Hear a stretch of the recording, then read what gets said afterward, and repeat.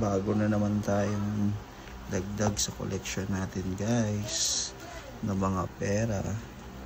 Yan yung mga collection nating pera, guys, sa iba't ibang bansa. So may dadagdag tayo ngayon na pera. Okay, so ang idadagdag natin is 20 Uruguayan pesos. Yan, idadagdag natin ngayon sa ating collection. Yan. So itong 20 Uruguayan pesos is katumba siya ng 500 pesos. Ayan, dadagdag natin sa ating collection. So ayan siya, guys, Uruguayan, may nakasulat nga lang. Okay, so yan. Okay, goods yung ating bagong collection.